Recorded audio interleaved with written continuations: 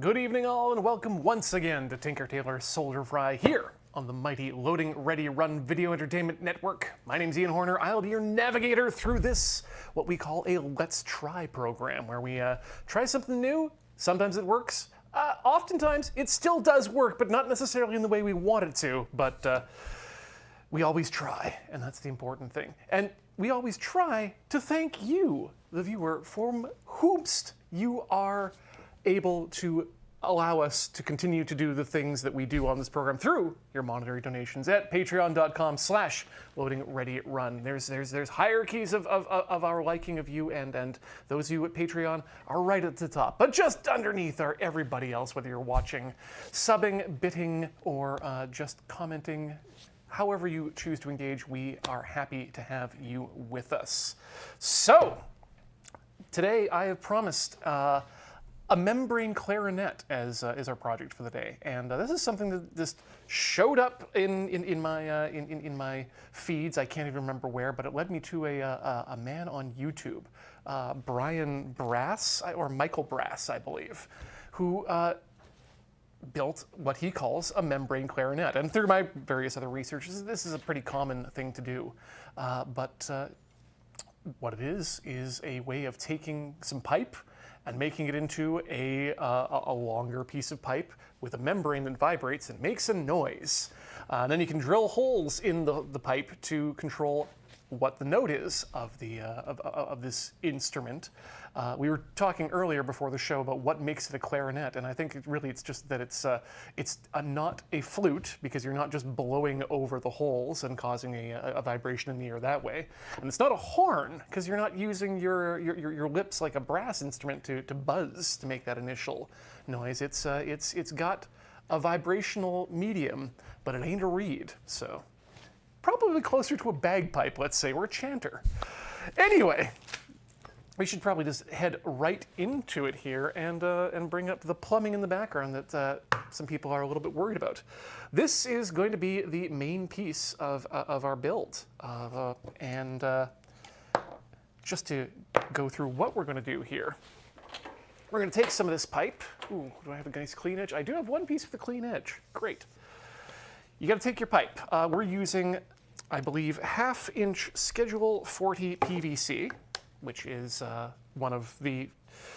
It's going to the size of your pipe and the length of your pipe are the things that are going to affect your tone and playability, and so these are kind of, I guess, the good compromise for size. So you're going to take pipe, which is going to be smaller than your T-junction. That's the second piece you're going to need, because what you're going to do is you're going to shove that pipe up through the T-junction. We're going to seal the bottom here, and we're going to adjust it such that this pipe protrudes just barely away from the edge of the top one. Then what's going to happen, because the bottom is going to be blocked, the top is also going to be blocked by a membrane of some sort. I mean, we're going to try a few different ones, see what gives us the best sound. But that's going to be stretched taut over top of your T-junction there, like that.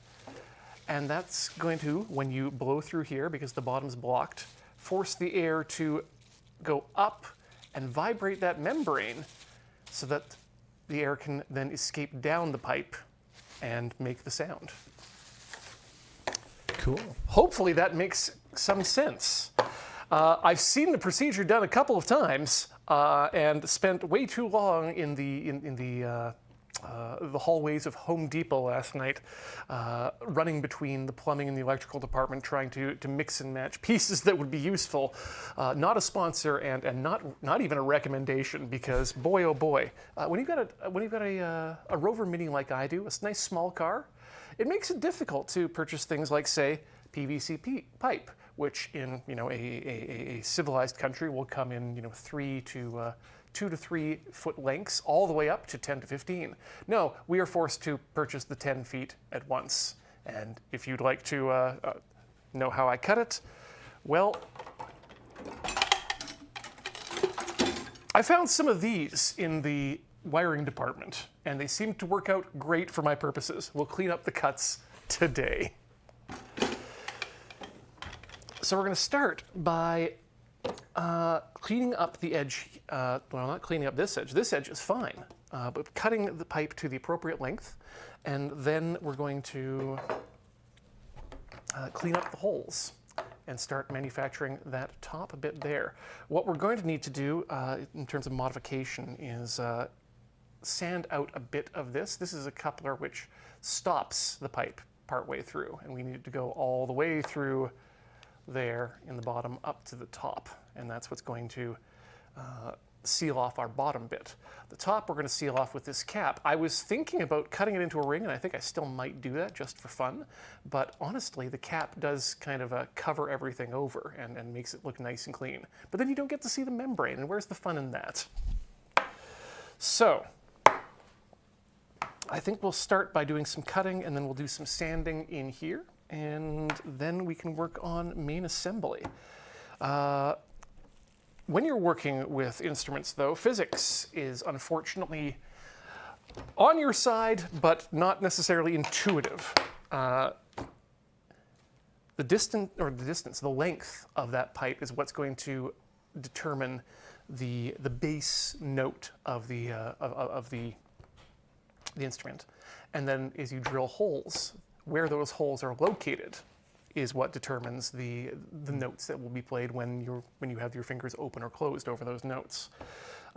Thankfully, other people have done the work for me in terms of doing these calculations, telling me how long the flute needs to be for a certain note and what the distances between the holes are for that note. And we're going to go with the initial recommendation that I ran into. I've got another one here in case we want to try a different note. But this will result in an E-tuned clarinet. And it needs to be 475 millimeters long. And boy, do I like a good millimeter. So I'm going to grab my measuring tape because unfortunately my ruler is only 47 millimeters long. And that's off by 5 millimeters, actually, which makes it very easy to deal with. Because 5 millimeters is half a centimeter. And half a centimeter is marked on this cutting board here. It's interesting to see. I played flute in high school, and flute has holes, but then it also has the sort of little extra bits, the sort of levers and things, and same with the clarinet, and same with like saxophone and things. But what's interesting is those aren't actually necessary. No. That like you can get flutes that are just holes. They don't have any pads. But what they've figured out is that you can make every note with just the holes, but you also have to be changing your embouchure and stuff as you're going. Whereas you can go to a different, there are multiple ways to make one particular frequency, and they figured out that they can actually, by using the different levers and holes in different spots and making so that it works better for human fingers. Exactly. This is something I was thinking about when I was watching the videos in preparation for tonight. Was some of the people were talking about the fingering positions that you end up with in this clarinet in order to get those notes, and mentioning that it results in the way that one of the people built it resulted in a very uncomfortable holding position. Talking about that, if you could move one of the holes or remove one of the holes, then you could have a nice 3-finger up top and 4-finger on the bottom. And I think what he didn't realize is something that one of the other YouTubers realized, is that you can drill on both sides of the pipe. So that top hole can actually be a thumb hole rather than a finger hole. Right. It doesn't matter which side of the pipe. It's exactly. And it's the same with those mechanical holes. If we wanted to, we could build an elaborate mechanical system to cover one of the holes farther down the pipe. And if I were to make this into a 4-foot long pipe, we'd kind of need to do that, just based on where the holes need to be. Right. As someone in Drake Knight Dev in the chat says, cutting it longer and then sort of sanding it to tune seems like a good idea. Mm-hmm. And in fact, that's also one of the suggestions of the main YouTuber, Mr. Brass. Suggests that when you're drilling your holes, to drill them smaller than they need to be to start with, so that you have a chance to maybe adjust the direction when you're opening them up. Right. You've once everything is sort of one of the reasons why we don't all go around with PVC pipe instruments is that one of the big, other than the aforementioned levers and things, is that more manufactured instruments have a lot more precision for tuning and that kind of stuff. Yes, and options for tuning too. Right. But I think we can make do with what we've got here if I mark it correctly. Presumably, PVC is probably not super stable in different temperatures and things. No, it's also quite bendy. I think, though, for this particular instrument, what we're going to find is the what's going to provide the most variability in the note not the note quality, but the note consistency is going to be that membrane itself. If it's bendy, can you actually get a little wah-wah going? Can you literally bend the note? Yeah, so you know what, actually, no, I don't have the balloon version. There's a few ways you can do this where you can, if you take a balloon and just stretch it over the top of this, and then just pull it back so that top edge of the balloon is taut against the top, and just blow through the balloon onto a pipe, you get a similar effect. Oh. And then for that, you can actually adjust by stretching it out to get a higher tone, pulling it back to get a lower tone, maybe pulling it up to get a little bit dirtier tone. But yeah, the tension matters a lot. And when we're getting to the stage where we're trying to tune it and drilling the holes, we're absolutely going to be needing to check that tuning and adjusting that top every time. Because otherwise, we'll end up not overshooting in one direction or another. So I'm going to grab my good friend, the leather here, and use that as a way of keeping these jaws from marring up our PVC too much. It's one of the problems with a good clamp like this. It'd be nice if you could get PVC, that doesn't have all the writing on it. Yeah, that would be nice. I would prefer that myself, but I guess it's probably not that hard to get it off. But yeah, my thought is we can probably sand it off if we wanted to. Then again, there's also there's a bit of aesthetics too. what you want to do look is like a piece of pipe. you need to get a thing that's print in the same font and just write, clarinet in big letters down the side. Yamaha. There we go. Oh, that's just going through nice and easy. Get a little support so we don't crack off the end. Let the saw do the work. And there we go. Better than bolt cutters, anyway. Yeah, that was quite easy. And then what we can do, I'm gonna grab this little tool here that I picked up for 3D printing, because it's a good way of cleaning up edges on your models. Oh yeah. But it's also useful for just dressing the edges of your pipes Oh, in a nice smooth way. Oh, very nice. And we can, so now that's a smooth edge on the inside, and we can just use a little bit of sandpaper to clear up that outer edge. And in fact, I have some right here.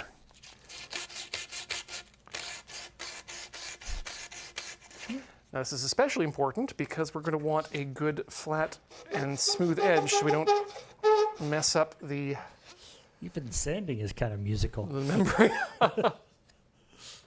Yeah. Oh yeah, I mean, we can probably get a good tune out of that.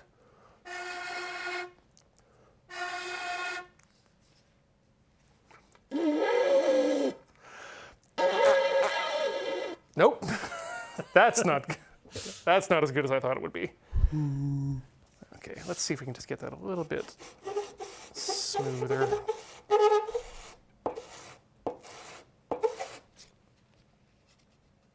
Okay, that's nice and smooth. Maybe a bit more on the edge.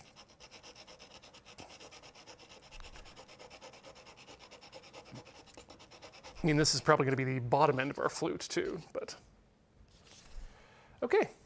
I think that's a good looking end cut there. Nice. Which one was the one that was done at the factory?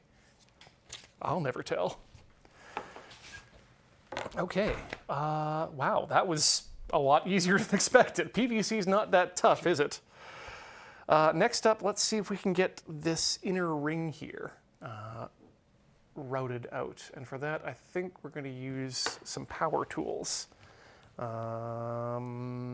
Let's use the Dremel, because that's always fun. Oh, you know what I could do instead?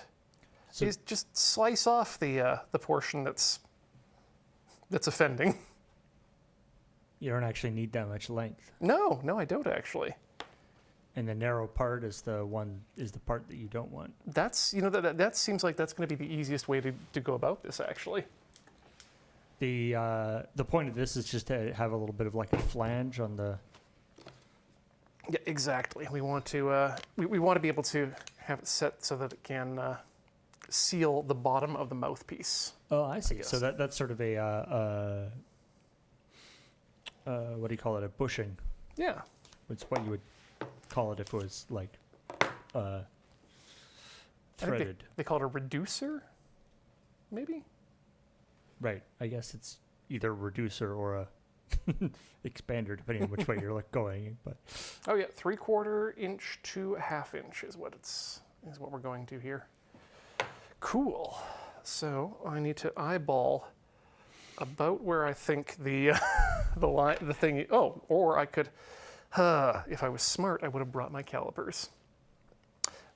That said, I can still use a file as a bit of a drop caliper there, just to figure out where it is, the line is. So if it's there, I'm pretty sure Stradivarius said that all the time too. I'll just eyeball where to put it in. it's an eyeball. Don't worry about it. Okay.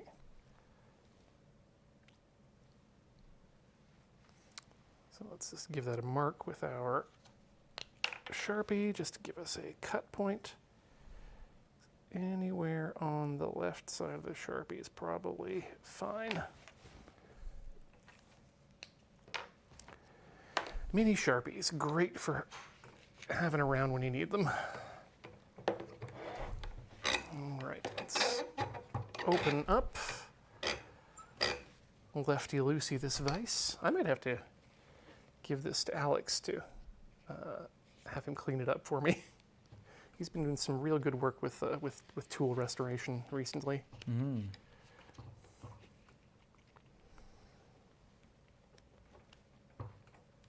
Okay, do it such that I can see the part that I'm cutting. Great. And so that it has enough room so that I can actually cut it without cutting into that sweet, sweet leather. Okay, and down the hatch.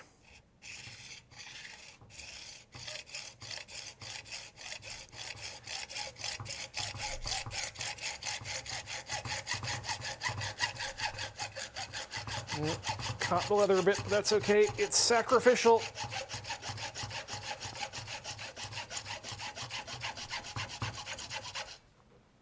There we go. It's a bit left over from your bag, eh?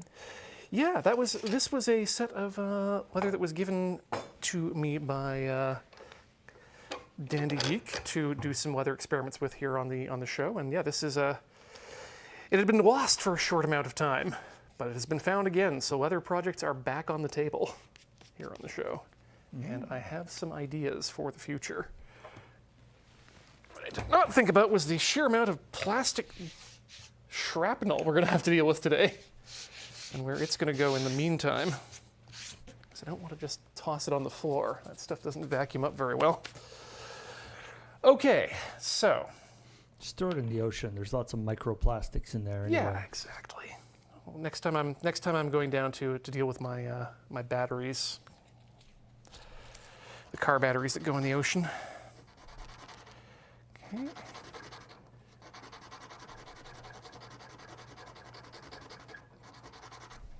Let's clean our outer edge, and then let's just give that a wipe on the inside. So you just cut it off past that little inset. Exactly. That's supposed to stop whatever the pipe that's going through there from going through. From going too far, yeah. We've still got enough here around the edge that we can get a mostly good seal, or if we need to, we can give it a full glue or a bit of tape. But I think that's going to, yeah, that's going to be pretty loose. Maybe we'll give that one round of some packing tape just to build it up there a bit. When we're done, we can, of course, just go ahead and, oh, what's the word? Glue it up. But for the moment, this seems prudent. There you are. Okay, let's cut off a bit of tape. And how much are we looking to? Oh, barely a centimeter there in width.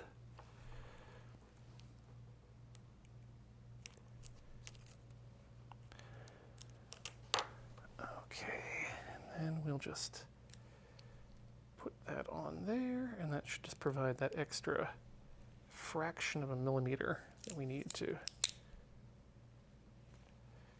tighten things up in there. Yep, there we go. Now it's not going to come out. It will come out, but it's not going to come out accidentally. Maybe add just a bit more on the other side, because that seemed to be working, but could use just a bit of extra.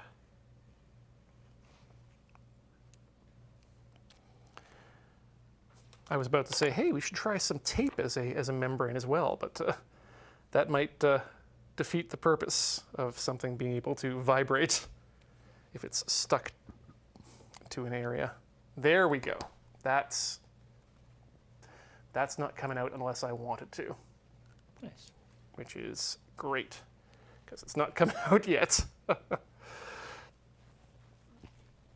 Okay, so now the next step is to get this pipe through there and then into position on the other side. And so that's going to be a case of twisting that down, or, and here's my next thought, let's just apply a little bit of force to the situation with our soft mallet. And that, because it only has to get up to the edge of the membrane here, remember?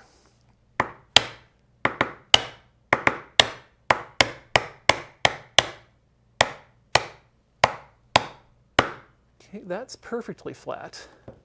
We want just a bit more. So it's just past the edge there, as you can see. Maybe, or not. Right, because you want the membrane to be sort of supported on that central piece. Yeah, so let's take a second to try things out here with our hands and our mouths.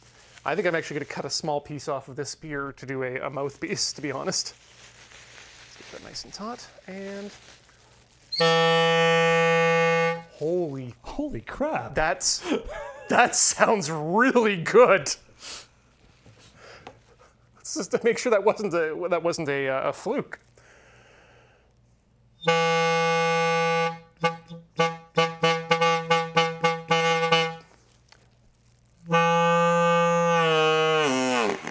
Wow! And there you can see the big difference in tension. My mom played clarinet, and that actually sounds like a clarinet. Yeah, I'm amazed. I'm going to see about just popping this on here like that without doing anything else, and just see how it works.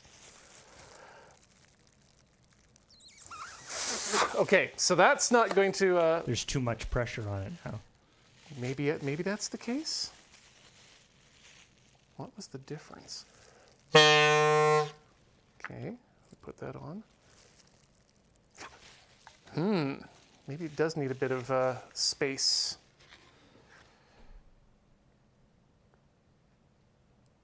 What if you have like the air pressure inside the cap?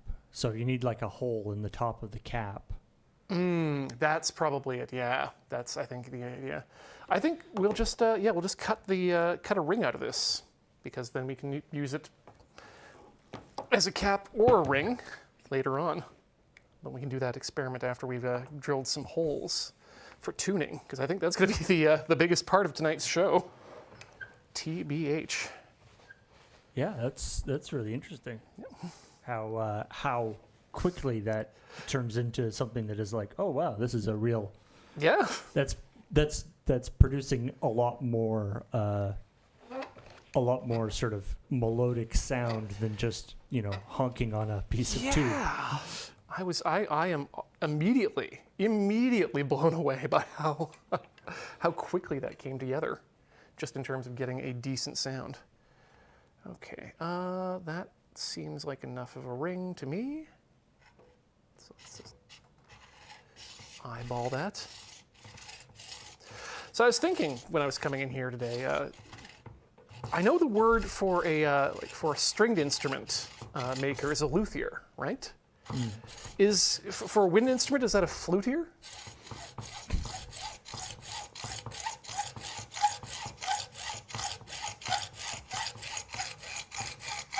There you go. You get one joke, and that's it, Jeff.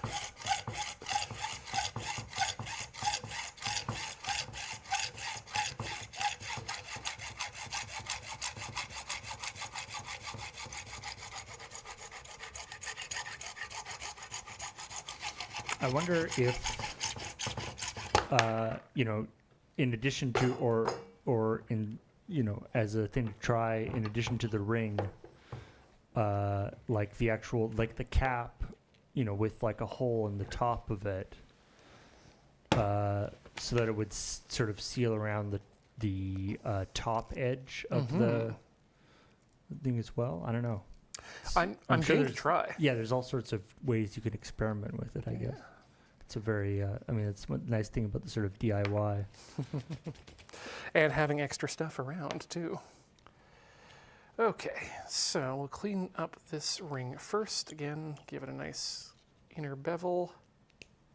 Oop. Right, especially since that's going to be right up against whatever the membrane is. You don't want it to be sharp. That really cleaned that up. That messed that up, but we can sand it down just a bit. Where is my file? Here's my sandpaper.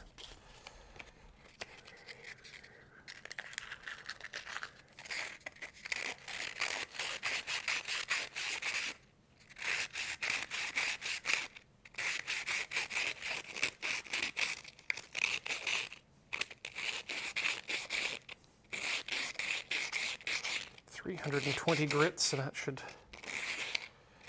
definitely keep things smoothish. And yeah, we'll maybe file that with a file rather than trying to sand it, because that's pretty rocky there. There we go. That's cleaning up nicely.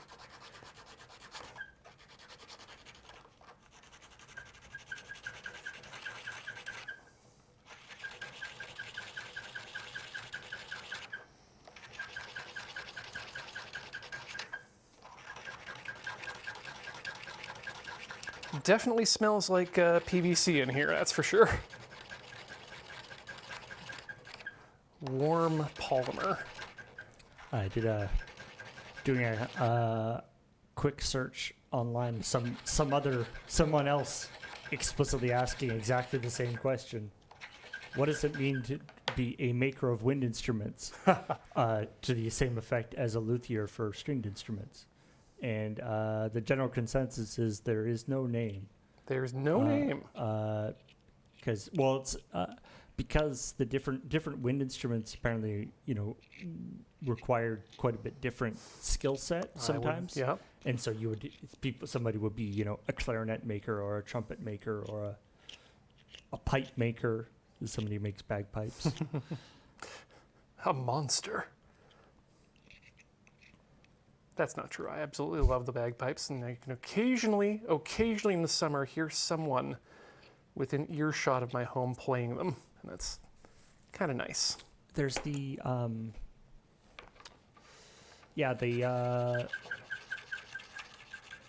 pub down at the corner near. Oh, do place. they? I've seen pipers down there occasionally. I think maybe it's there'll be an event or something, and then they'll go off down to the pub afterwards. Pop off to the pub for a bit of a wee pipe. And the trick with bagpipes is there's like a lot of volume control on a bagpipe. It's one of those binary instruments. It's either on or off. Like I remember I went to a stage production of Brigadoon,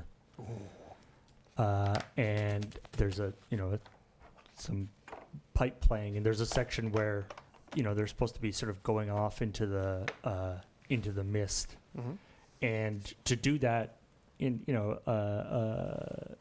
the McPherson Theater is not like a huge theater. So to do that, the guy basically literally leaves the theater, goes out the back, goes out the back door, and has to walk away. And yet, no thought for the people who live near to the theater and can't go away. Stay in your theater. Okay, we got the ring. Let's see if that works out for us. Ooh.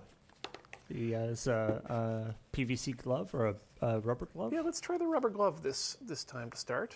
So that's a different type of brain. And we'll get it a little bit stretched out up top. Put the ring over top. Oh, look at that fit. Beauty. Beautiful. I mean, there's something. It shouldn't be that much of a surprise, but the fact that this kind of plumbing stuff is designed to be almost generally you want to glue them together and stuff, but that they're almost tight enough to just be a friction fit. That something so mass produced can have such tight tolerances is quite impressive. The funny thing though is that when it comes to pipes that are designed to take pressure, you absolutely do not want to be going for that friction fit. Well, take pressure, yeah. It just occurred to me that the last time I bought pipe for this program was back when I made that T-shirt cannon. I think I may still have some of the sealers here for. Yeah, there it is, medium grade yellow ABS cement. Now this is PVC though. Yeah, ABS, unfortunately. yeah. It just works.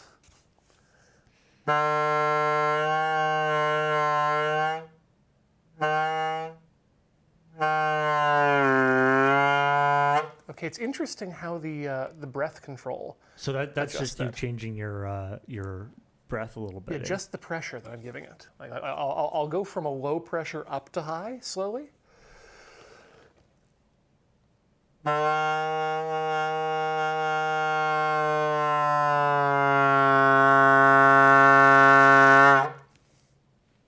Interesting. It's not a linear scale. Yeah, it kind of starts low, gets a little higher when you've just popped over the threshold, and then settles back down as you push more and more air through it. Interesting. Yeah. Well, that's the rubber glove. Let's take some time here to appreciate the sound of some other bass tone or bass notes. Do you play clarinet or any kind of reed instruments? No. I've always been a big brass boy. I thought about swapping over to bassoon back in junior high when I was still in my first year of euphonium, but turns out I was too good at the euphonium, and the conductor wouldn't let me switch instruments. Nope, we need you where you are. Okay, I think mainly that was due to the fact that it was very difficult to get a euphonium case onto the bus. Bassoon breaks down to something a little bit more square. Yeah, my brother played trombone, and he's 3 years older than me, so I saw him have to deal with that. So that's part of the reason why I chose a flute. Yeah. And then later a piccolo. Oh yeah, which is great. Yeah. Put that right in your pocket. I really like these. I think the bag. I think I like the tone of a little better. Yeah, it's a little bit cleaner. Let's try again with that pressure variation.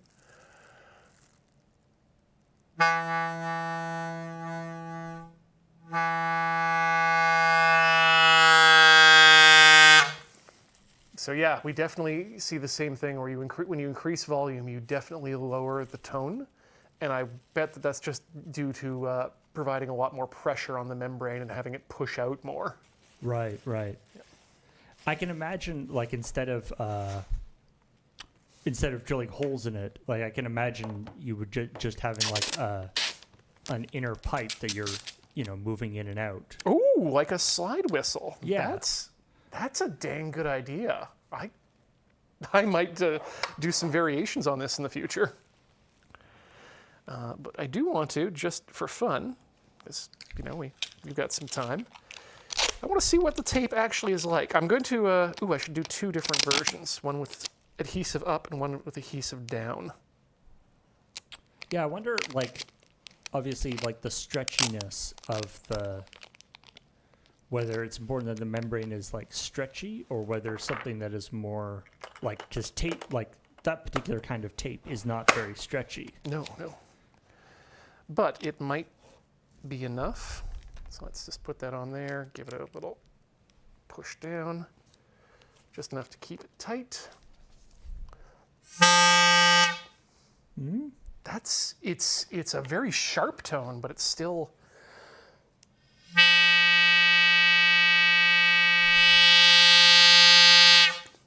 Now that one, because it is not flexible, or it's not stretching, it doesn't actually change tone that much as you get louder. Yeah. Whereas, ooh, fun fact, you can, if you're using tape down, you can just keep it on without the ring. Right. But like the things that are stretchier, as more force is being applied to it by your breath, it's actually deforming and making the tube longer, whereas the tape is not so much. No. Let's see if we get the similar sort of sound going adhesive up, so there's no stickiness to the actual tape. That one doesn't want to go as well, but yeah, that one you just really need to really push hard on, because that makes it super tight when you've got the tape up. Interesting. And it's fighting against the ring. Okay. Interesting. I'm liking the tape, to be honest, so far as my top sound. Okay. Interesting. Arclight Dynamo. Thinking about like a was it acetate sheet, like an overhead projector type thing. Rigidity of that might be good. I don't think we that have. You would have to actually like cut into a circle as opposed to. I don't know. I don't think we have anything like that. But No. I was thinking if we had any gels, but. I did want to try a couple more things here. First off, we've got these bands. Yeah. A magic card sleeve might have worked, actually.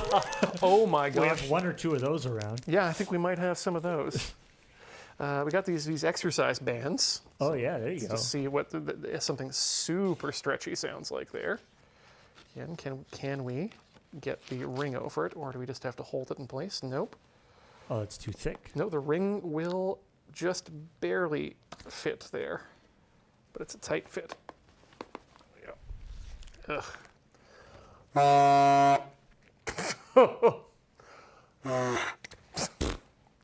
Let's just hold it on place for now. That's a lot deeper. I guess it's quite a lot thicker material. Yeah. So it definitely has a bunch more bass to it, and it sounds, I don't know, duller, I guess, is a better word for it. Yeah, it's a thicker material, right? Yeah. Interesting. Mylar from a potato chip bag. Oh yeah, we got that too. All sorts I'm of just interesting gonna stuff. take the packaging from that elastic band and Oh, see yeah, how there that you go. goes. Ooh, it's double layered, so maybe that'll be interesting. And you get some sort of a kazoo tone. Yeah, I was gonna say that's very kazoo-ish. And again, requires a lot of breath force. Now, I mean, speaking of kazoo, obviously, with Desert Bus and things, you are a consummate kazoo player. I have been known to kazoo before, yes. What actually is the internal mechanics? Is there a reed inside a kazoo? Is there like a little something that vibrates? It's in fact very similar to this principle. The vibration in the kazoo is provided, used to be with, you'd load them up with cigarette paper, but really any sort of tissue that's a little bit crisper will work for that. Yeah, wax paper too is gamer knows. Yeah, so I mean, in some ways, you're making a large, although you can't do the same thing like kazoo. You're sort of humming. Mm-hmm. And if I'm doing that here, it's right. It's a different deal. Yeah. Oof. You got to really blow on that one to get that going, but It's just a lot stiffer. yeah, but not bad. I'm so surprised by that tape and this bag still. Yeah, the bag is just like the cheapest thing. Yeah. We've got a LDP bag that I've held on to. LDP? Yeah, of a different form of slightly softer plastic. Ah. I don't know what the acronym is for, but it's just a different type of film. It's softer and thicker, but still goes on nicely. Ooh, very sharp. Very. That is. I can see by the levels on the microphone. That one is a lot louder than the other. Yeah, but you really need to blow on this to actually get anything out of it.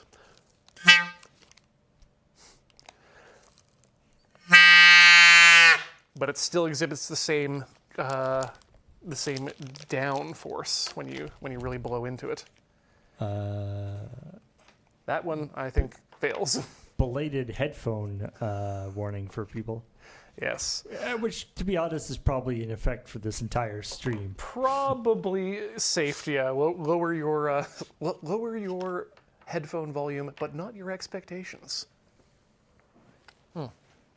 Last thing that I wanted to try out as before we start looking at holes, because we've got some of these unlubed condoms here in the office for microphone protection and camera protection. Let's see how they sound. Can we make the sexy sounds of the membrane clarinet? I think we need to go from the side on this one, just because it's Yeah. the reservoir tip is not going to help us out here. Okay, let's get that over. Stretch it out a bit. This one should fit easily thanks to the thinness of the ring. And this is super soft, so I'm going to assume this is going to be very easy to play and going to provide us with a pretty consistent tone.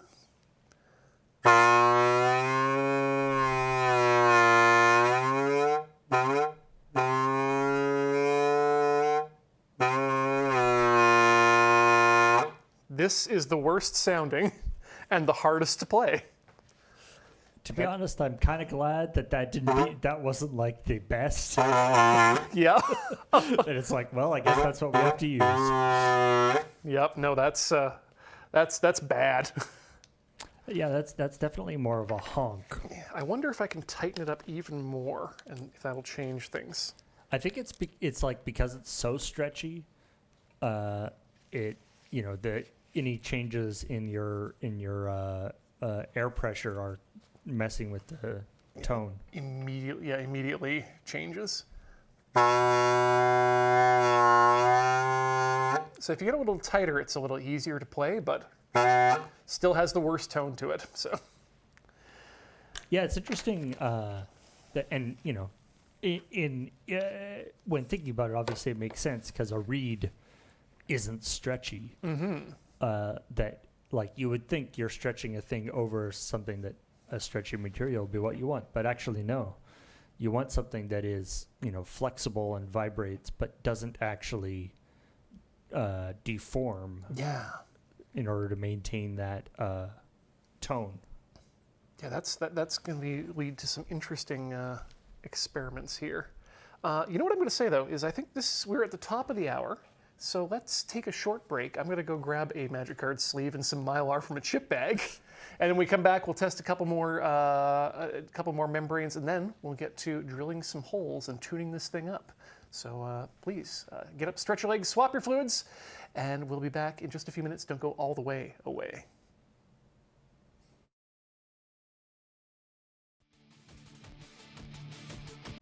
Welcome back to Tinker Tailor Soldier Fry here on the mighty Loading Ready Run Video Entertainment Network.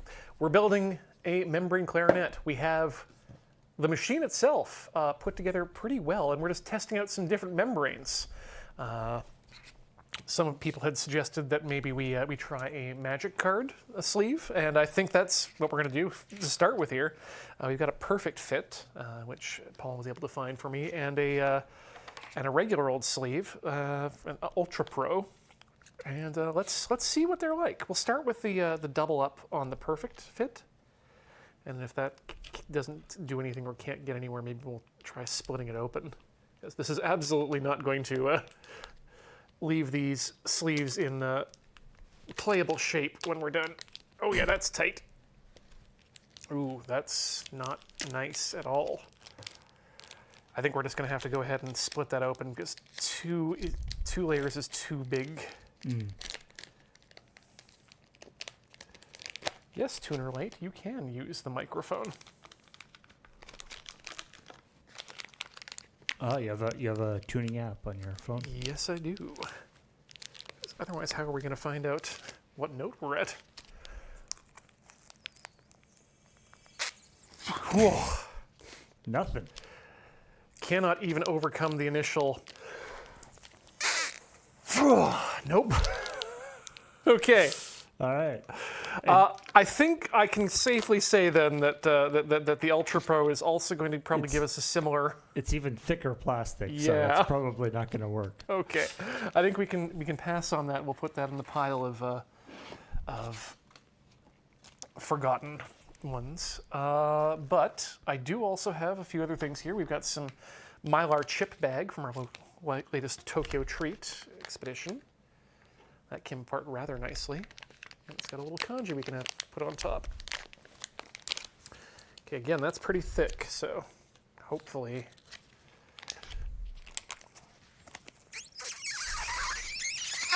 Again, too much pressure to overcome. Not flexible enough? Yeah. Oh, maybe it's just a little too tight. I think so. That's, yeah, maybe the case.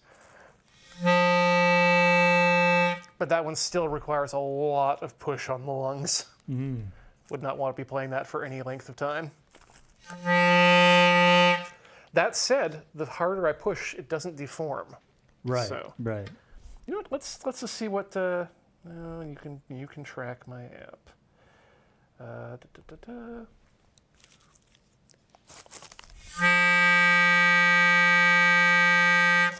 Hey, remember when I said that this was supposed to be tuned to an F? Mm-hmm. Give me the top down there for a second.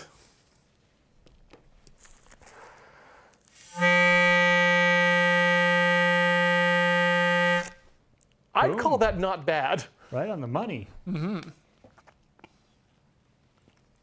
Just a little bit off on the needle. That's right on the money. Wow. We have, okay, that That scares me because that means that we have to do a decent job on drilling the holes because it can maintain a decent tune off its base length. So I would call. I mean, the Mylar has actually not a bad tone to it. Yeah. You're saying it's harder to play though.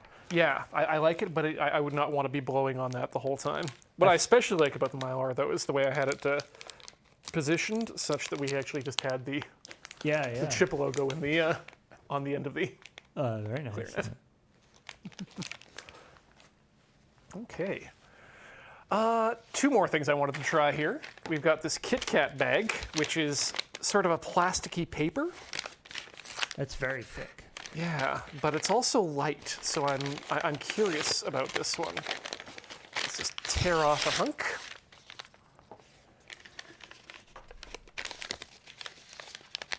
I'm expecting an airy sound to this one. Okay.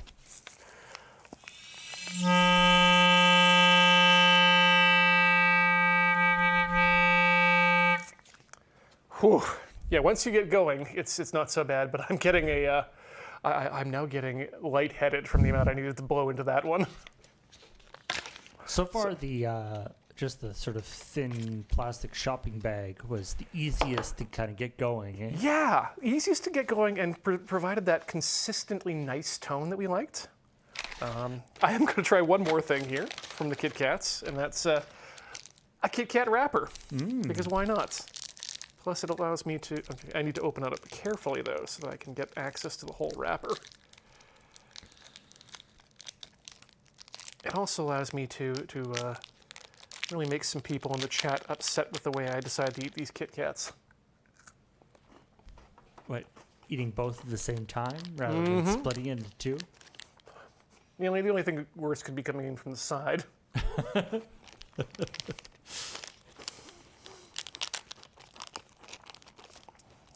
All right.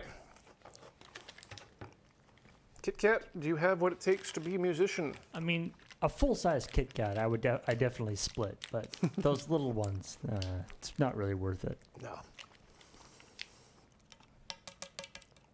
That's tight.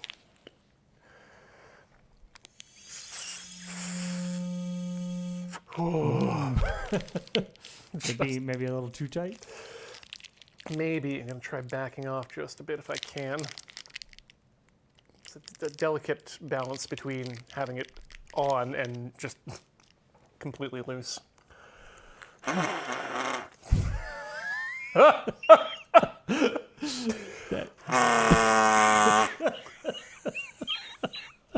a minute, is that still an F?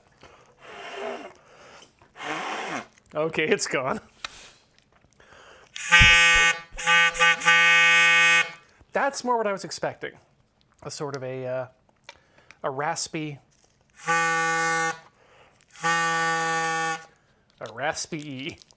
It is definitely a more airy kind of noise. Yeah. Okay, and we had one last piece of equipment that we thought would be a fun one. We brought out the tinfoil. I feel like I wonder if you almost want to like cut a circle in the tinfoil. Like I feel like it's getting it bunched up around the thing. Yeah, might mess it up. I don't know. Well, I've done an absolute dog's breakfast of trying to cut this in a way that was neat and tidy. But that should. What do you think? Shiny side up or shiny side down? I do not know. This one, I worry, is actually going to probably suffer from small holes, if anything. So I'm going to be very careful about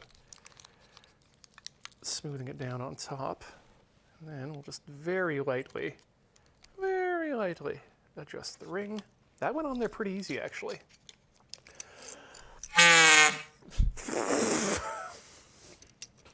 That one left a bad taste in my mouth. And then I think I ruptured the membrane is what happened there. All right. Yeah, but that's interesting. Definitely a problem. I'm not sure if you can see the layers of vibrational stretch. Oh and wow! Yeah. Or it's like a Jiffy Pop popcorn. Yeah, a lot like that. Okay, I'm surprised and intrigued by the foil, but I don't think it's a viable option. But it was interesting that it worked for as long as it did, and it didn't sound bad either. Okay, well I think we're settling on. Let me just put it on one more time so we can all hear the sound. But I think I've settled on these produce bags being the best in terms of sound, and certainly the cheapest.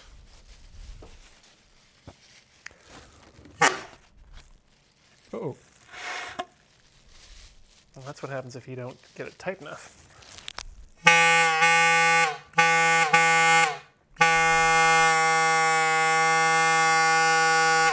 Okay, that's flatter than... definitely is flatter. Yeah. Yeah, what were we using that made the good tone? That was the chips, right? Yes. Oh, or was it the tape? I mean, you weren't testing it when it was the tape also made a nice tone. Yeah. Let's see if I can make it tighter, and maybe that'll bring the tone up.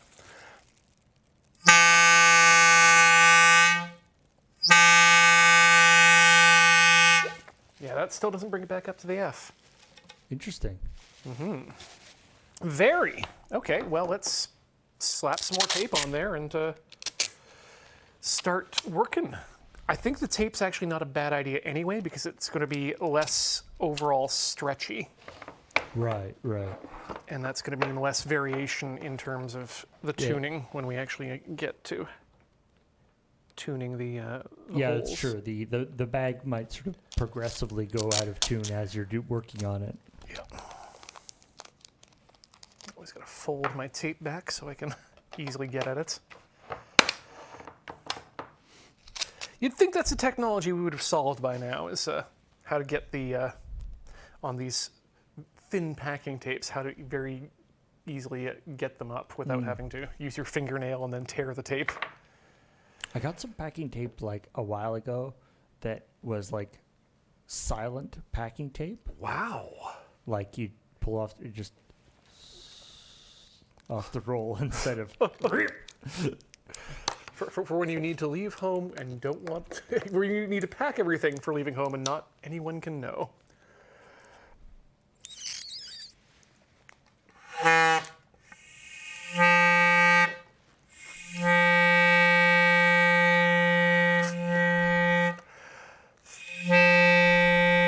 Yeah, and that's got that F on lock. Interesting. Okay, well, I think that's a good place to start. All right, now we're going to have to swip back and forth between the different apps I'm going to be using here as I reference my document as to where these holes need to go. Oh, so that's supposed to be an E, actually, is what we're supposed to be getting, so the bag is more correct on that. Oh, whoops. Well, back to the bag. Again, was still consistent, and like you said, we Now to move it from a E to an F with the bag, would it be just shortening it a little bit theoretically? to go to an E. To go right now, it's giving you an E, and if you wanted to go to an F, would it be shortening the pipe a little bit? Would give you an F? Yes, higher tone, shorter pipe. Yes, would be where we'd want to go. But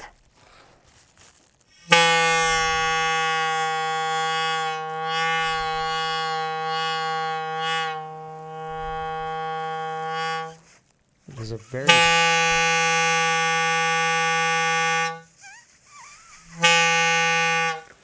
okay, so we're getting there. But we're getting to the E, which is what we wanted. yeah. Although that did look like quite a sharp E. Mm-hmm. Well, I think we had a, what was it, a sharp E or was it a flat?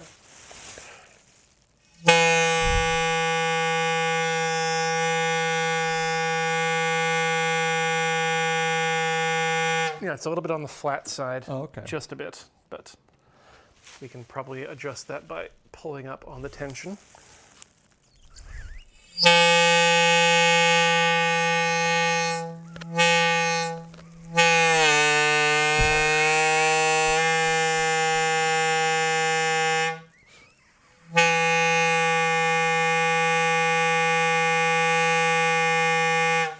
Might not be the most consistent.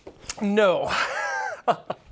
I think you are correct. So we might have to rely on the kindness of numbers to get these holes in the right place and adjust them a bit as we go. All right. So what we want is we want a 5/16 bit for 8 millimeters. And we might want to go just a bit smaller than that so we can open them up as need be. So, as I read through my terrible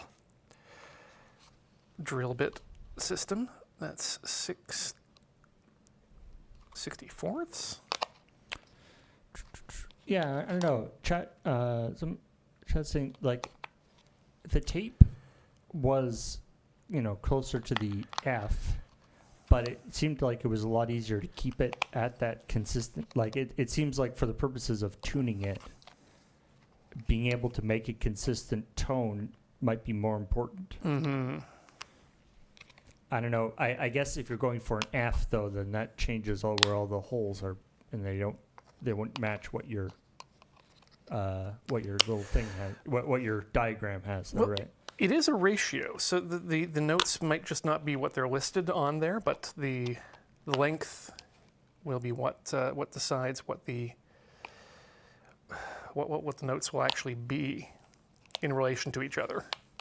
And that's, we were talking offline that these things are basically impossible to keep tuned, but if you're only playing by yourself, you only need to be tuned to yourself. It's a good point. Do I even have a 5/16 bit in this? If I don't, give me 1 second. I got 3/16, and then Just 7/32, and then 15/64. Where's my ruler? So if we need to be just under 8 millimeters anyway. Maybe I'll just choose the next most correct size.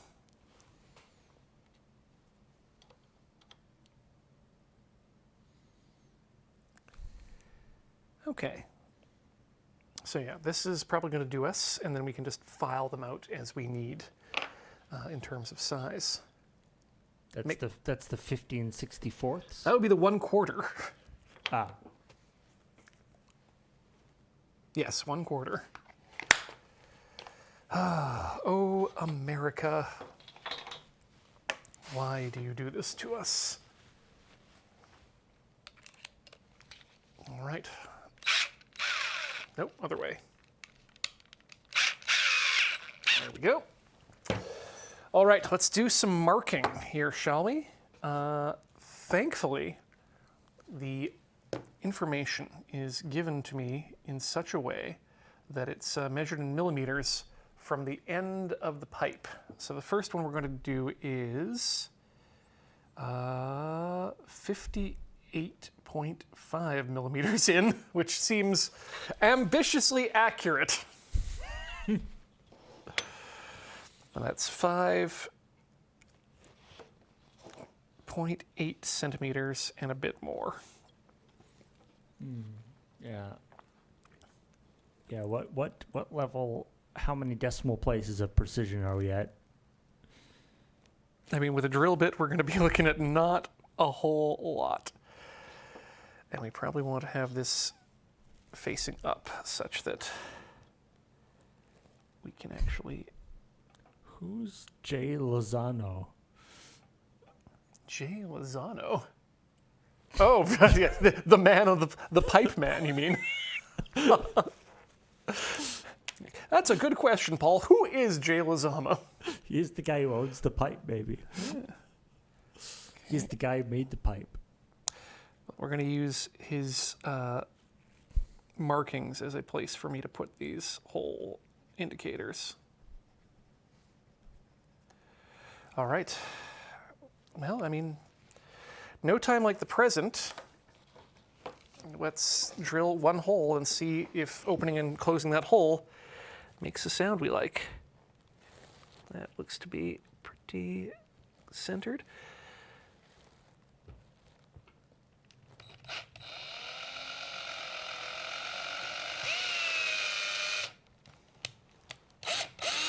Nope, that is the correct direction. Whee! Now these aren't obviously the holes aren't a one-to-one thing. You know, like when, for instance, on a flute, if you're playing a scale, the scale isn't just progressively cover the holes as you go down the flute. Yeah. These, believe it or not, Paul, this one is actually. Oh, really? Yeah. Interesting. I was also thinking about that but in watching videos of various people do this, they are literally just walking their hands down the holes. Ah, so that must be the whole thing about different, being able, you know, with the modern wind instruments having different resonances. Mm-hmm.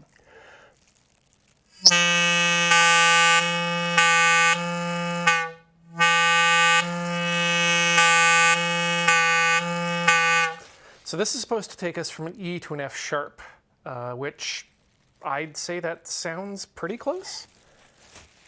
Let's have a look at the tuner and see what it says.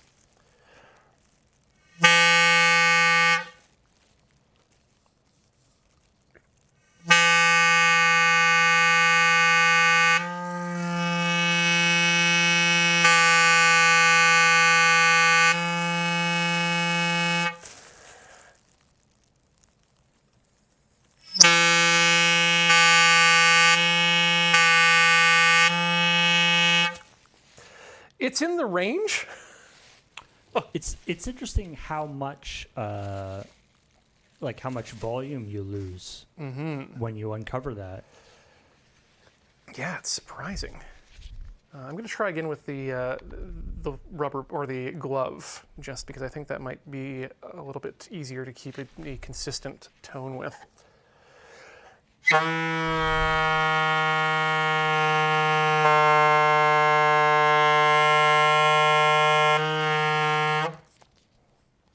I make it any tighter?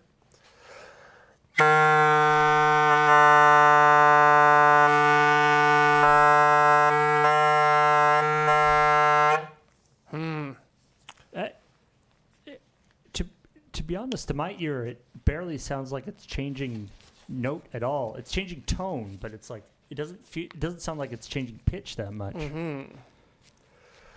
We might need to keep moving on with it. I'm going to go back to the tape though, because that still feels like that's the best we can do in terms of consistency.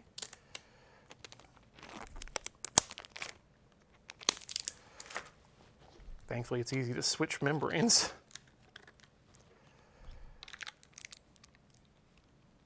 Okay, try that again.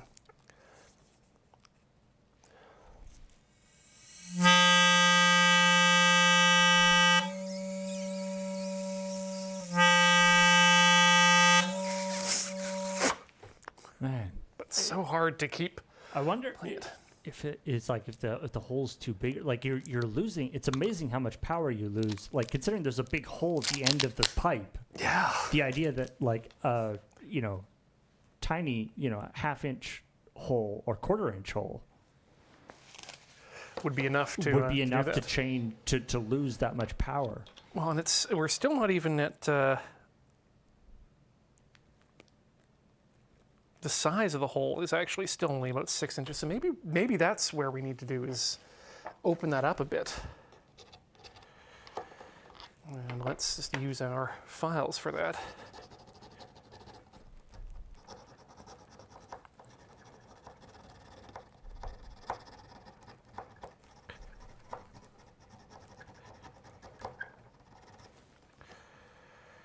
That's going to take a while, if that's the way we want to do it. But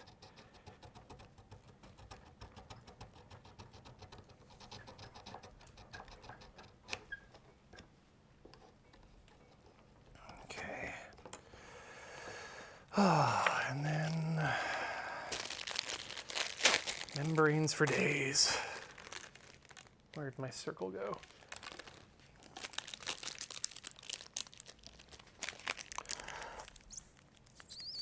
Nope, that one's too stiff. So yeah, we'll have to go back to the bag. I think the bag is still our most consistent, strangely, our most consistent option, despite hopping back and forth between a bunch of them. Okay.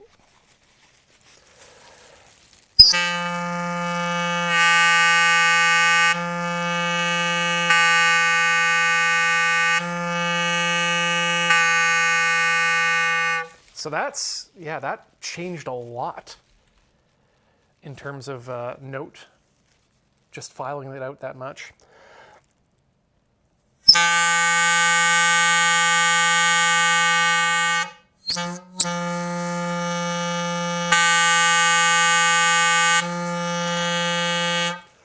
So that takes us from E to an F. Let's try taking a bit more out of it.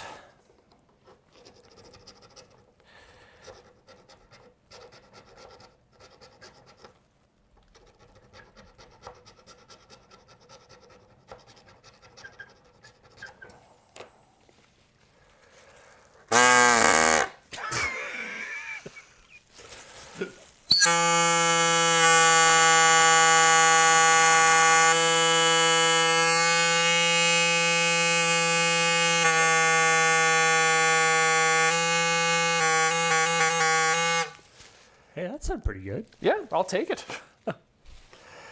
All right, let's get the holes in there where they're supposed to be. I think I might be doing myself some hearing damage, to be honest. This is not good.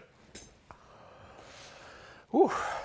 Okay, next one is supposed to be at 86 millimeters. So that's 8.5 centimeters from the end. And then another millimeter.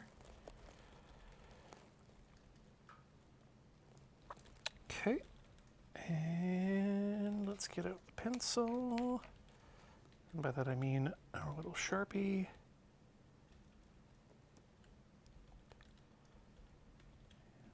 I think it's right there. All right. And you know what? Let's mark another one for 129 millimeters, so that's 13 centimeters, just under. And we can get two done at once.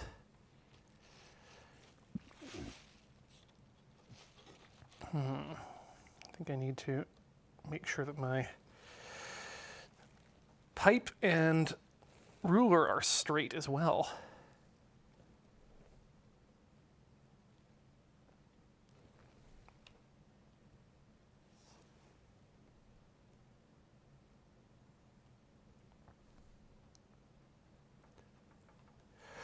All right, let's see what happens when we add two new holes.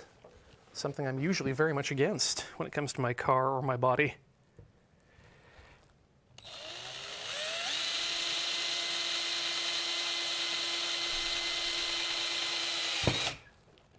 Okay, that's almost straight. Start a new Kickstarter for Tinker Tailor Solder Fry drill press. And I mean, honestly, entire studio would be nice, but.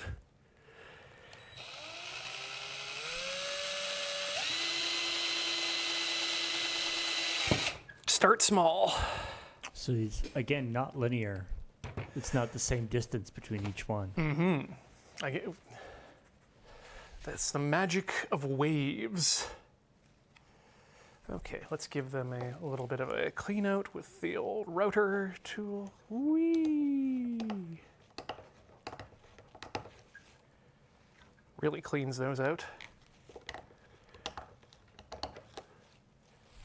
Okay. Now we have 3 holes to cover.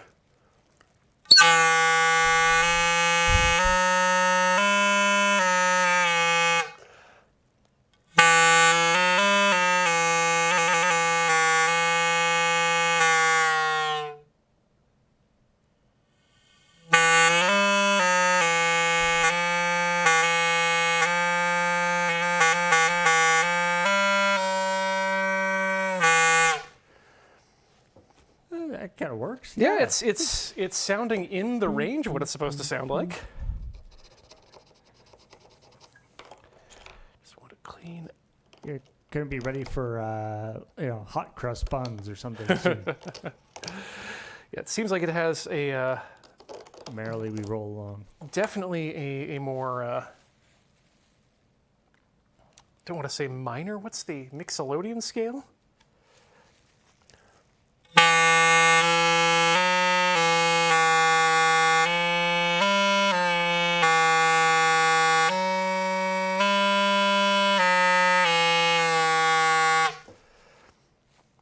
All right, well, let's continue on with the rest of the holes, I guess, and see what we can get out of this. If we can at least get some sort of a scale.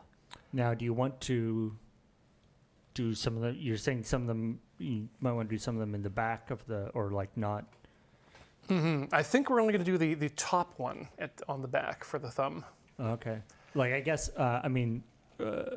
obviously, but like, on a flute, for instance, the bottom hole is offset because your pinky is shorter. Mm-hmm. So the bottom hole tends to be rotated around the flute.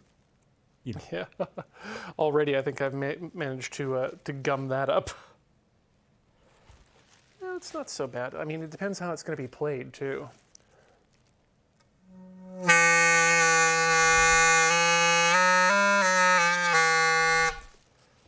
I mean, it is actually kind of interesting,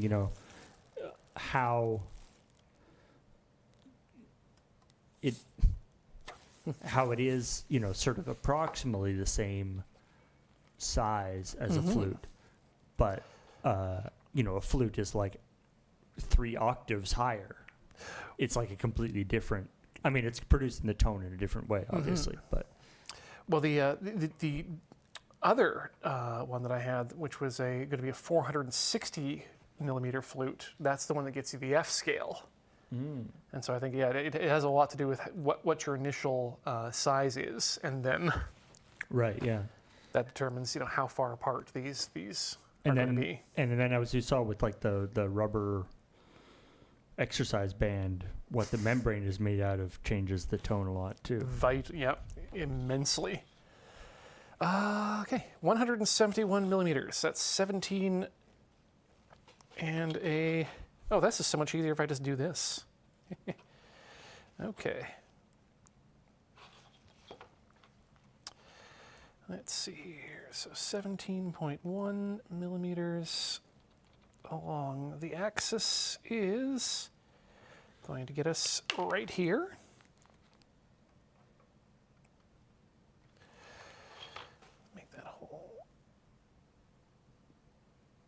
Target a little bit bigger, and 190. Might as well just mark them all out right now while we're at it.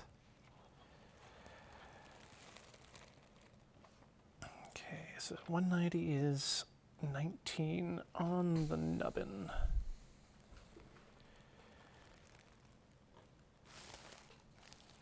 So that's going to go right there. Boop, boop. Make it a little larger. Then we are at 225, so that's 22.5 centimeters. Please do not judge my unit choice. Okay, right up there. And then the next hole is the one we're going to want to do on the other side, in my mind. There.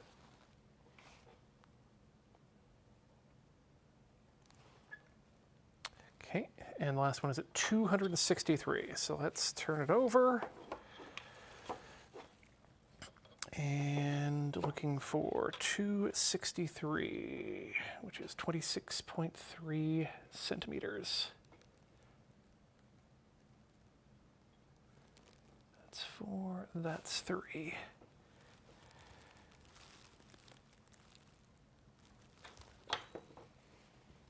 And that looks good. Okay, time to get to drilling.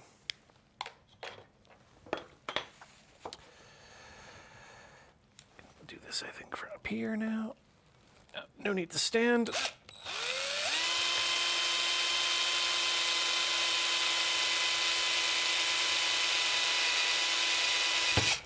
Okay. And then this one is here.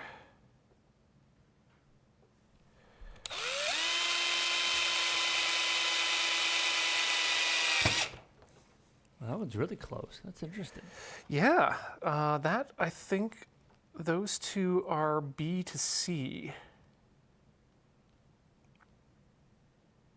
Which makes sense for them to be close then, because there would be no half tone between them. Or semitone, rather.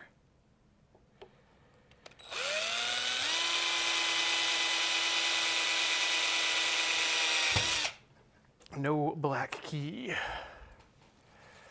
And then, on the other side,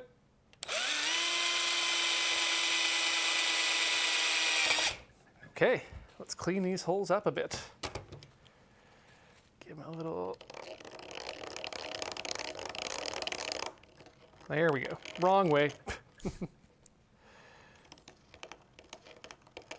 It did kind of blow my mind when I first started, saw information, things talking about, and sort of this idea that the scale that we use, the note scale that we use, is not like. It feels like it should be. It feels like it's like a sort of a fundamental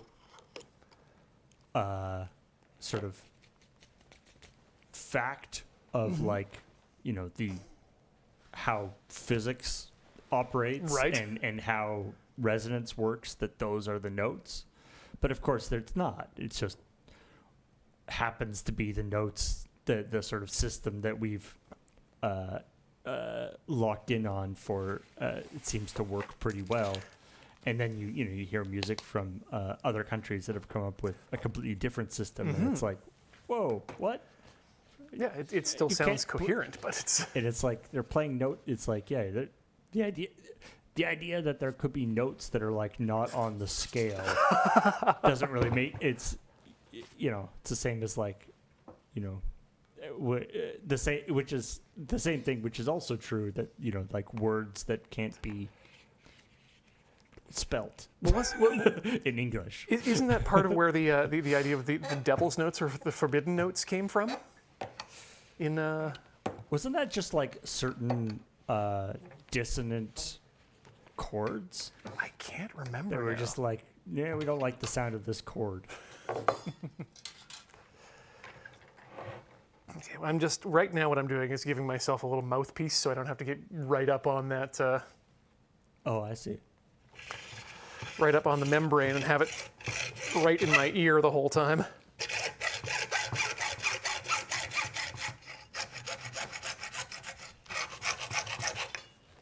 we go.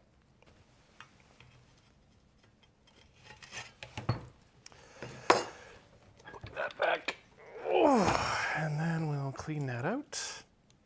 Weep. Haven't got the hand of doing the outer edge yet on this thing, but I'm not even sure if it's good for that. I guess considering you're going to put your mouth on it, you want to get it nice and smooth. Yep. That's the idea. It's a little gougey. Oop. There we go. That one's nice. And then I think we'll just use the sandpaper to, clean out the outsides.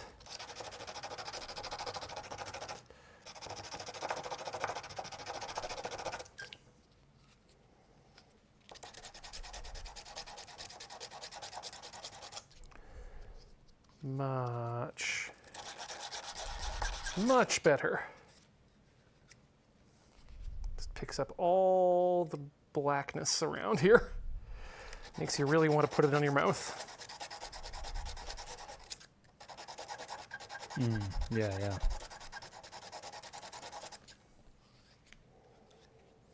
I mean, it's supposed to run water Yep. through it that you drink, so I guess It's that's probably okay. Food safe, I guess. All right, get that in there. Okay, there we go. Hello. Hello, new tone. I like when you play it. It's fires plastic shavings out the back. Yeah. Gotta love that. Okay, so, oh God, I hate. No, there we go. There we go. I guess That's good. I guess you could have gotten the horizontal position or the vertical position and then actually tried it with your hands before you drilled the hole. But, here we are. I think I figured it out. So we can use the back thumb can be there. The pinky can support the back. You get 3 fingers there, and then there's 3 fingers at the bottom there. And that's not so bad. I do want to... There we go. Just the position of the mouthpiece.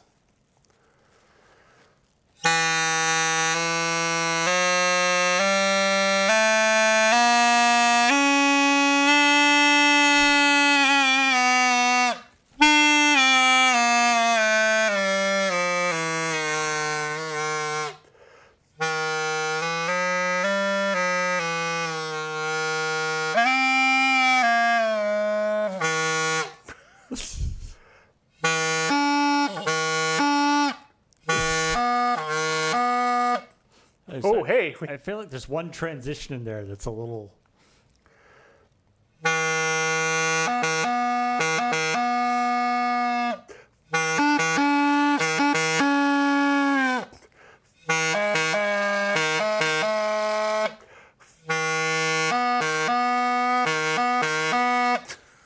Well, I think I've managed to completely butcher the Mandalorian theme song.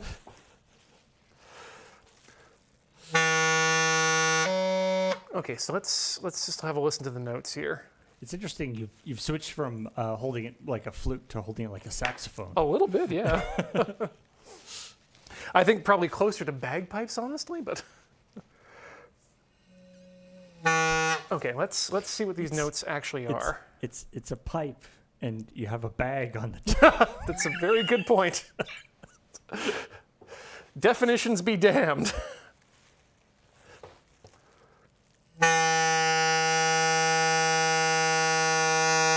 Okay, so that's a flat E. I like that. Let's tighten it up just a bit, see if we can get a regular E out of that.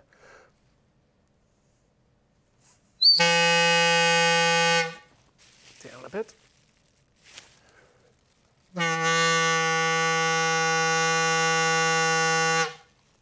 Okay, that's not bad for an E. The next note should... Okay, if we start from the bottom, we should get up to an F sharp.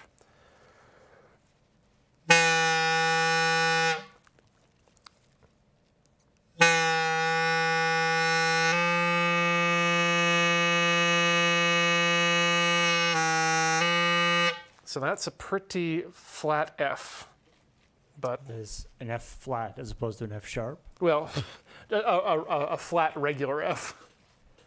Rather than jump back and forth, I'm just going to write down these notes so that I can figure it out. So it's E at the bottom. It's supposed to be an F sharp.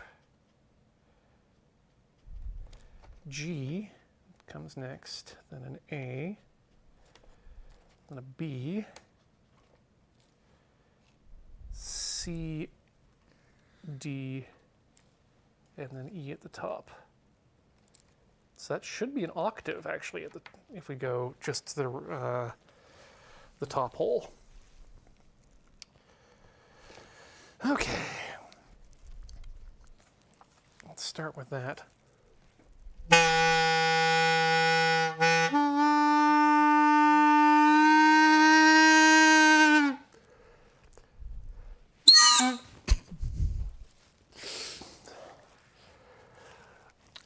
Start at the E at the bottom.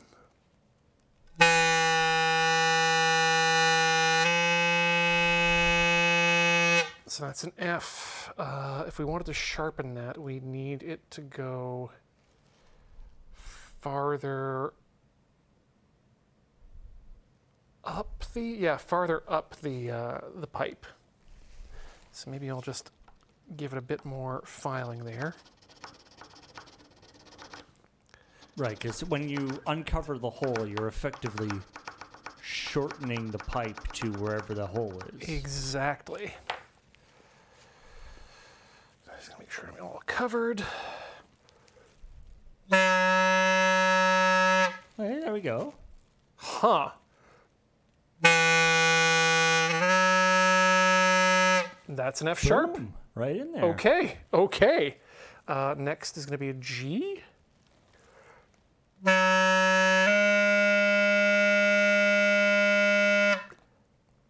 So that needs to come down the scale a bunch.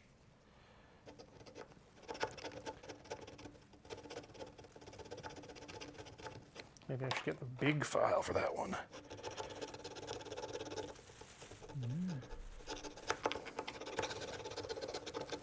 The other thing that's interesting is like on a flute, for instance, some of the lower end notes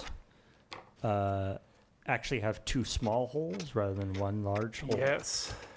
I do not know the significance of that, but I know that it's a pain in the butt because you have to cover both. Recorder is like that too. You know, this is the Frankel tonight too. Okay.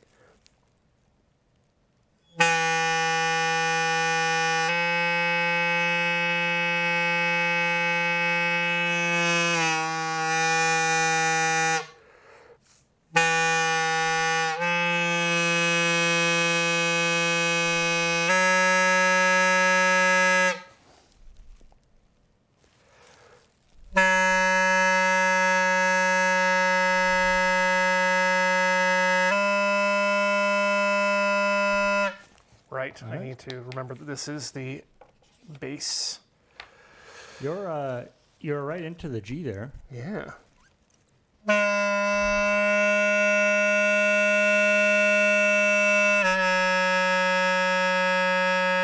Okay, so, I feel like I'm off by a couple holes here.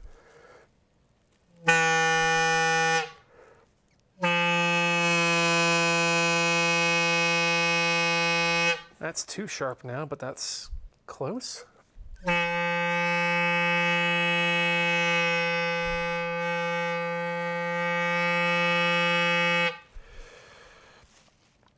Yep, I definitely sanded the wrong way there. No, wait, did I? Just that one hole needs to be open for the F sharp. Yeah, so that needs to be, for it to be F sharp, it needs to go up the scale a bit, yes. Yeah, I think I filed the wrong hole when I was tuning that G. So it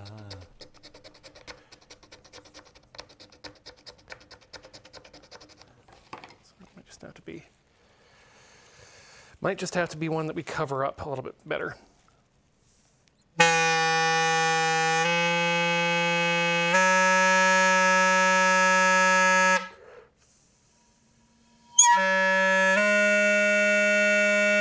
A flat, so that needs to move up as well. Everything seems to need to be moving up just a bit.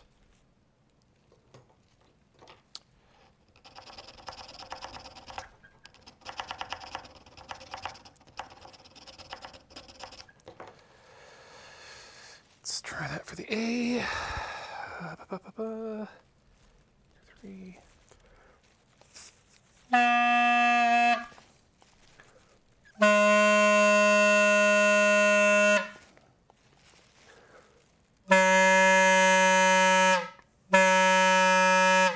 Yeah, it just goes right out of tune the minute you play a different note. Yeah, it's that, tuning one note you can do, but then having them all tuned relative to each other is the tricky bit. So let's see what the upper register is doing.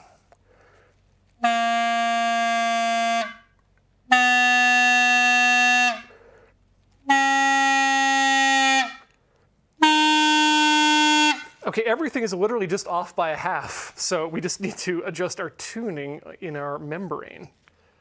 Bring that up by a half octave.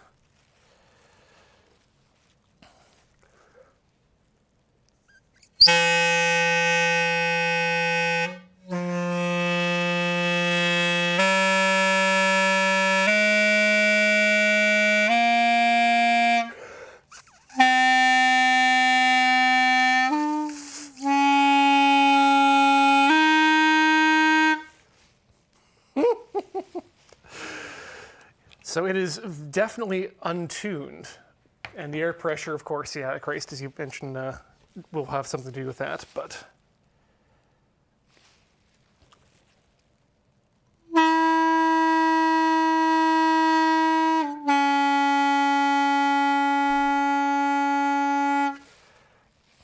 So we need just a bit higher on that to make this, turn that C sharp into a... No, that's...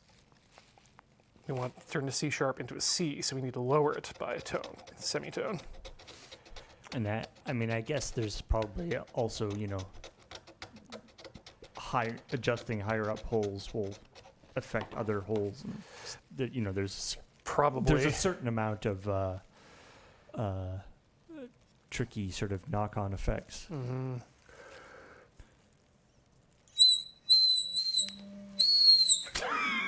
Oh.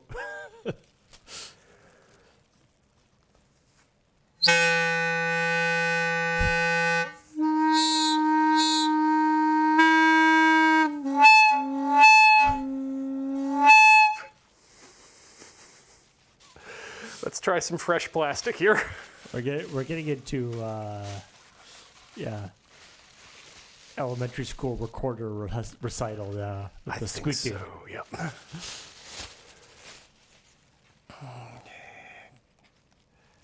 Got to get some finger guides on here too.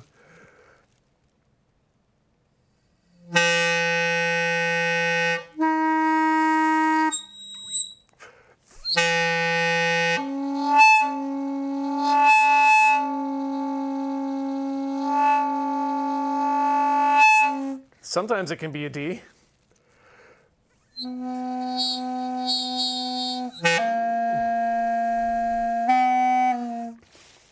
Okay. I want to try one more time with the glove. Just to hopefully get something a little bit more consistent. Even if it's not the best tone, just something consistent. And I know that the nitrile is a good... Someone was suggesting like cut the thumb off the glove and sort of that could almost stretch over. I worry about that because what you want is a flat surface, and the thumb is just all curve. Right. Yeah, that's true. All right.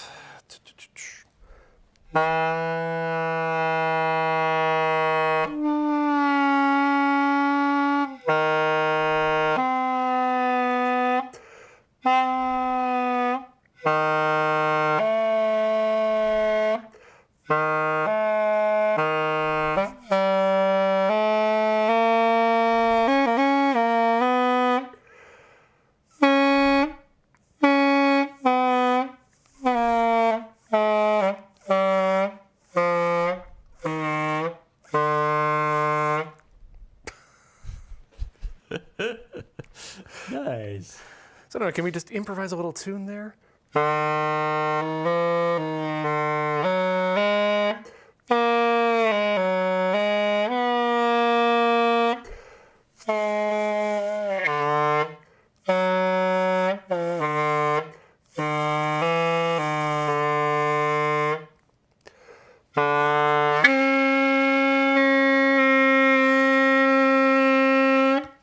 Okay, good to know. Walking your fingers down like that does not change the tone.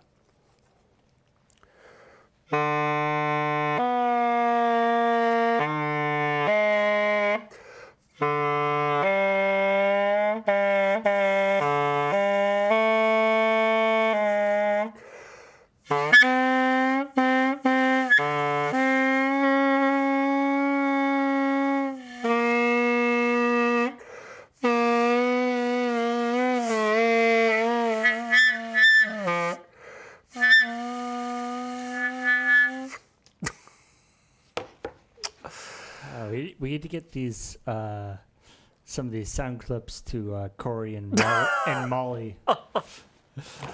Well, believe you me, I think we're going to definitely give Corey and Molly access to this thing for uses on Horse Club. The nice thing is I've got plenty of pipe left, so if I want to try again tuning better, it probably won't be too difficult to do so. I'll just need to tap it off this this pipe thing again. Oh yeah, there's one more thing we wanted to try, and that was to put a hole in the cap to see if we can make this thing look real nice and futury. So why don't we, as a capstone for the evening, clean up this cap a bit and then drill a nice big old hole in top. All right, clean up the inside. And give it another run. There we go. Yeah, love the little bits that come out off of that. And then we'll use our flat file to clean up the top of that.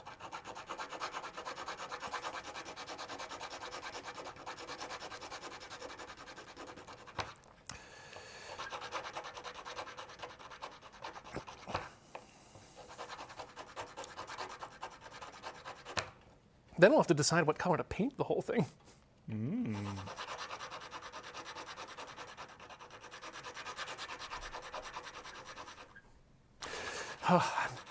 Worried I'm hearing things, but it's just the sound of the table squeaking under my pressure.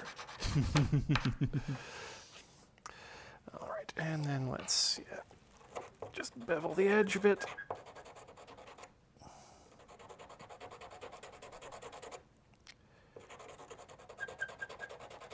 Could probably make it cleaner, but you know what? This is. I wonder if like a narrower mouthpiece would allow you to use less air to because a narrower mouthpiece would sort of make the air like faster. I wonder about that. 'Cause I don't know if it's the speed. I don't think is the problem. It's all about the pressure on that top there. All right, let's just eyeball this one. Or we can eyeball it with help. That seems... Shadows seem to be in the right space for that. In we go.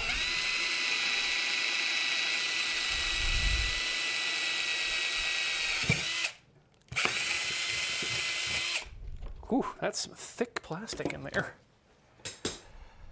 Again, make it a little nice on both sides.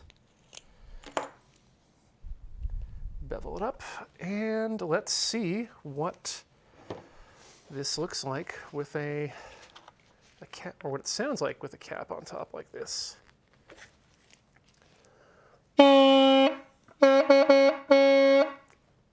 That changes the tone immensely. Not in a good way, I think, but...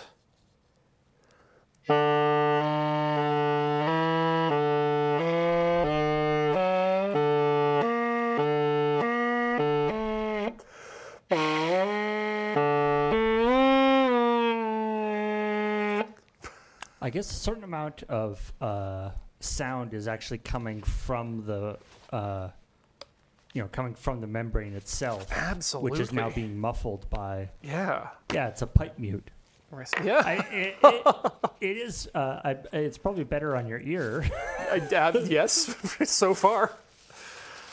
Just going to try it with our old friend, the plastic bag now, too, to see if that what it does to that tone. What the heck?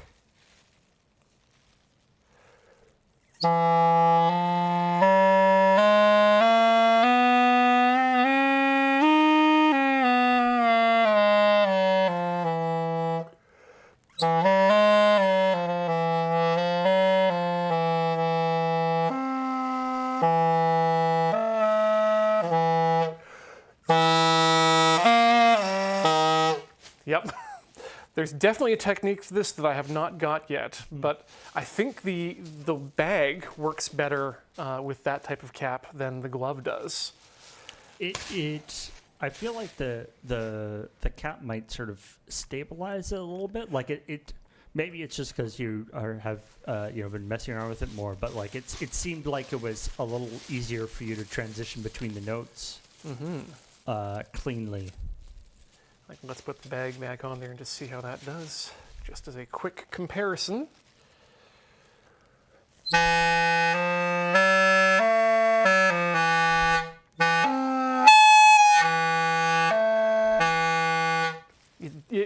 The squeaking didn't seem to be such a big deal. No, with the it definitely stabilizes things, but it really deadens the tone on that initial sound. Yeah, still lots to play with, lots to discover here, but I think that's about what we're going to get for today on Tinker Tailor Solder Forms of Discovery. Just I guess lots of practice and possibly re-drilling some holes in different spots in the future. But I want to remind everyone that everything we do, including all this shenanigan, is, of course, brought to you by you, the kind viewer who donates at patreon.com/loadingreadyrun. Thank you so much for all of your support there. Thank you so much to everyone who's been watching this live in the chat and hanging out with us. And of course, to those of you on YouTube. And of course, we will see you in a fortnight's time. Never in fortnight, ever forward. Learning out of spite. Good night.